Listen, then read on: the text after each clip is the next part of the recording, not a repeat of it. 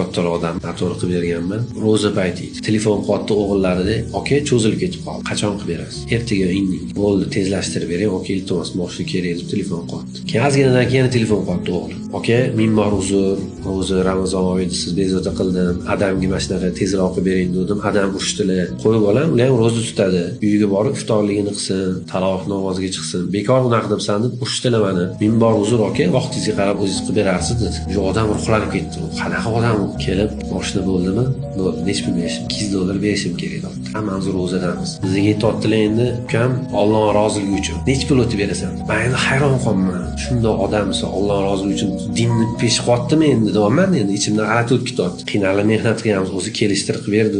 Rahmat qilgin menga Allohning roziligi uchun. Nech pul o'tib berasan? $100 beraman, rozimisan? Men endi ayladimmi shuncha gapdan keyin 2 million bering bo'pti deb. Rahmat qil Allohning roziligi uchun. Ro'za Ramazon oyida turibmiz.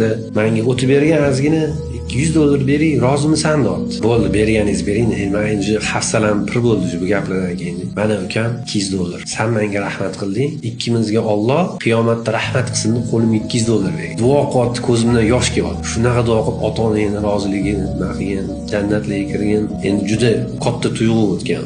Shunaqa duo qilgan shu odam shunaqa hurmatim oshgan. Uni tasavvur qilib bera olmayman, ta'sirlab bera